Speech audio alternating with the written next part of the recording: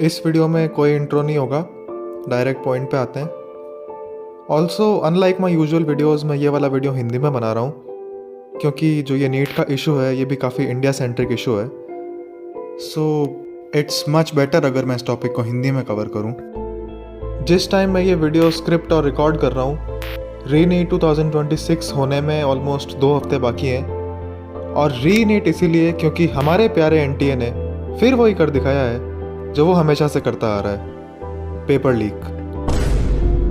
अगर कोई NEET aspirant ये वीडियो देख रहा है, देखो यार, मैं खुद भी एक मेडिकल स्टूडेंट हूँ और मैं भी एग्जैक्टली इसी सिस्टम से निकला हूँ जिससे तुम लोग अभी निकल रहे हो। इसीलिए I think I have enough credibility to talk about this issue, which is कि क्यों बार बार सेम एजेंसी के अंडर सेम पेपर लीक हो जाता है। आप समझिए, ये कोई नया इशू नहीं है। मैंने खुद 2021 में नीट का पेपर दिया था। उस समय मेरा सेंटर भांकरोटा जयपुर में आया था। 2 सेंटर थे भांकरोटा में, एक मेरा वाला और एक उसी के थोड़ी दूर पर दूसरा सेंटर था। ये जो दूसरा सेंटर था, यहीं पर सबसे पहले एलिगेशंस लगने शुरू हुए थे कि पेपर लीक हो चुका है। थोड़ी बहुत खुसफुसाहट हुई और मामला शांत हो गया। With in a month Bihar से भी कुछ खबर आने लगी कि किसी सेंटर पे पेपर लीक हुआ है। उसकी भी सेम साइकिल, थोड़ी बहुत न्यूज़ बनी और फिर बात ठंडी पड़ गई। और फिर विद इन 3 इयर्स 2024 में आप सबको पता है कितना बड़ा स्कैंडल सामने आया था। कितने ज़्यादा बच्चों के 720 आउट ऑफ 720 आए थे, कितने बच्चों को ग्रेस मार्क्स दिए गए थे। Grace marks, a concept never heard of before 2024। But उसका भी क्या नतीजा निकला? थोड़ी एनटीए और सुप्रीम कोर्ट की बहसबाजी हुई और एक बार फिर से मामला ठंडा पड़ गया।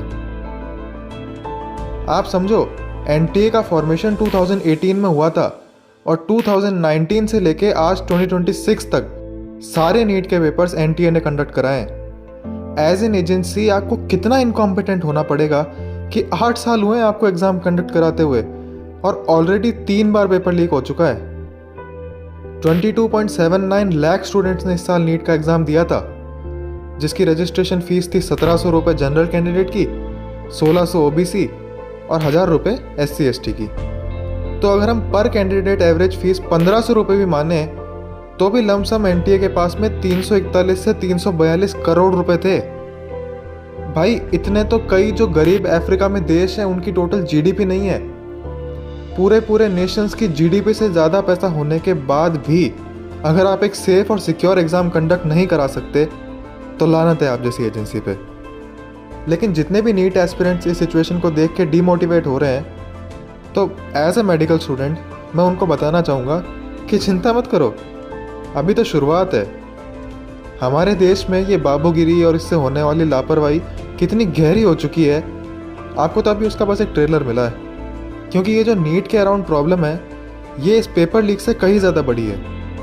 ये बस एनटीए की प्रॉब्लम नहीं है, ये इंडिया में चलने वाले एक पूरे सिस्टम की प्रॉब्लम है।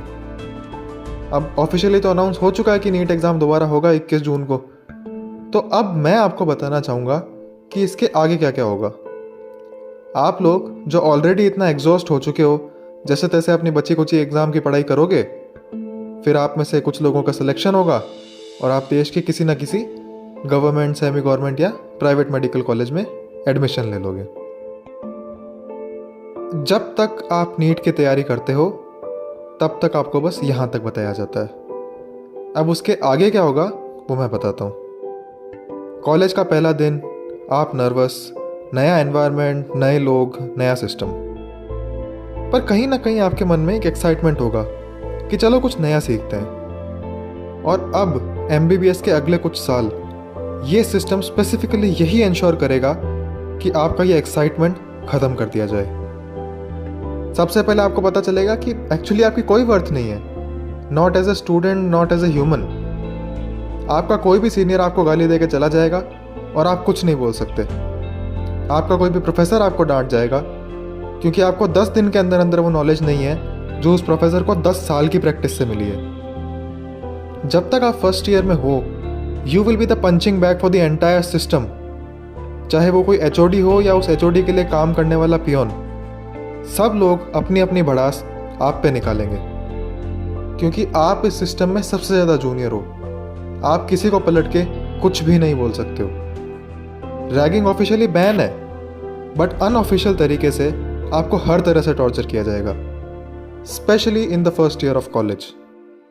और सबसे बड़ी आयरनी की बात तो ये है कि फिर बाद में यही लोग आपको सिखाएंगे कि रैगिंग क्यों नहीं करनी चाहिए, और आप बिल्कुल भी सवाल नहीं उठा सकते, ना किसी टीचर के सामने, ना किसी सीनियर के सामने, वरना आपको आउटकास्ट कर दिया जाएगा। और आप ऑलरेडी एक नए शहर में रह रहे होगे, आपको अपनी सराउंडिंग्स के बारे में नहीं पता, आपके पास कौन सा ग्रोसरी स्टोर है, कहाँ डेयरी है, कहाँ मेडिकल स्टोर है, या इवन कोई चाय की टपरी तक नहीं पता। अब ऐसे में जब कोई आपको बोल देगा कि आउटकास्ट कर दिया जाएगा, तो ये धमकी आपके ऊपर बहुत कारगर साबित होगी और आप बिना कुछ सवाल किए बात मान लोगे। यहीं से आपकी सवाल पूछने की टेंडेंसी ख़त्म होने लगेगी, और जब तक आप MBBS कंप्लीट करोगे, आप सक्सेसफुली एक रोबोट बन चुके होगे जिसका काम सिर्फ कमांड्स लेना और आउटपुट देना है, सवाल पूछना नहीं। लेकिन अभी भी स्ट्रगल ख़त्म नहीं हुई है। इनफैक्ट जो लोग आपको नीट UG के टाइम मोटिवेट कर रहे थे, अब वही आके बोलेंगे कि बेटा ये प्लेन MBBS की कोई वैल्यू नहीं है आजकल सोसाइटी में। तो फिर आप PG की तैयारी करने लगोगे। और अगर आपको लग रहा है कि नीट UG का पेपर कंडक्ट करने का सिस्टम ख़राब है, wait till you find out about NEET PG। कोई रेगुलरिटी नहीं है, पेपर डिले होता रहता है, और जैसे तैसे हो भी जाए तो फिर रिजल्ट डिले होता रहता है। और ये सब झेल के फाइनली जब आप PG में सिलेक्शन कर लोगे, तो भगवान बचाए आपको।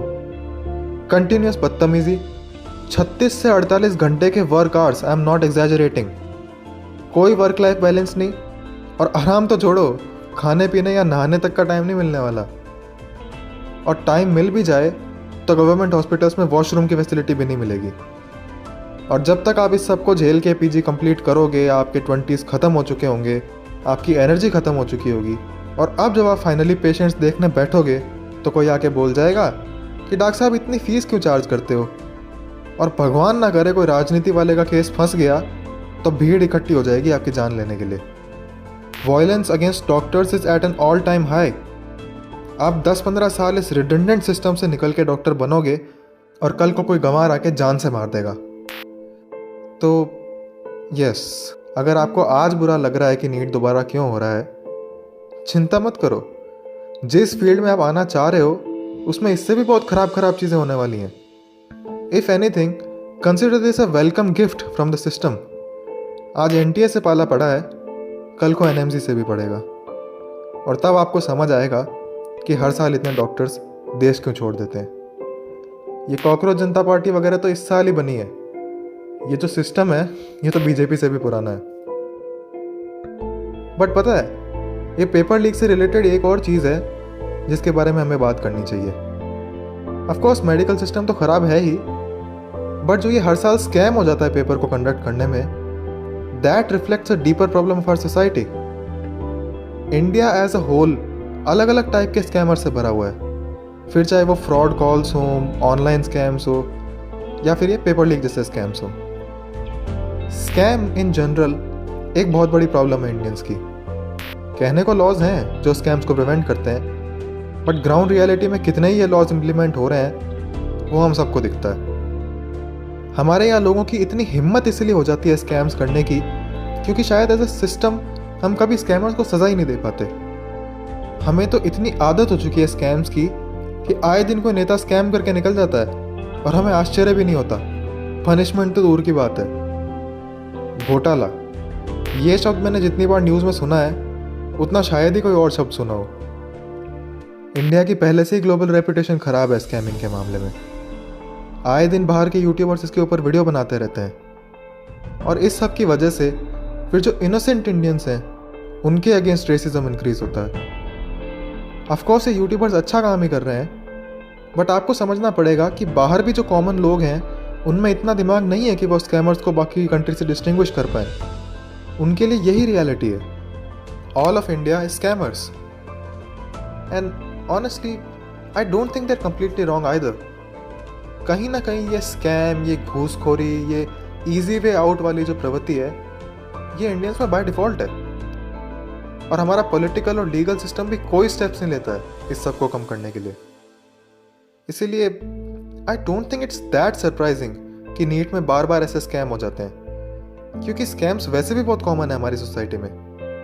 बट नीट के केस में ये चीज़ हाईलाइट ज़्यादा हो जाती है क्योंकि ये इतने बड़े लेवल का स्कैम है। बाकी जितने भी लोग रीनीट दे रहे हैं उन्हें मेरी तरफ से all the best. Stress free होके पेपर देना। अगर सिलेक्शन हो जाता है तो बहुत बढ़िया, और नहीं भी होता है तो कोई बहुत अच्छी चीज़ मिस आउट नहीं कर रहे हो तुम। नीट की दूसरी साइड भी एक करप्ट सिस्टम ही है, तो इसीलिए ज़्यादा चिंता मत करो। बस लाइफ में जो भी करो अच्छा करो, क्योंकि बुरा करने के लिए तो एनटीए है ही। Thank you for watching. Video अच्छा लगा हो तो जो मन हो कर देना, लाइक कर देना, सब्सक्राइब कर देना, वीडियो शेयर कर देना, इंस्टाग्राम पे फॉलो कर लेना। And until next time, cheers brilliance.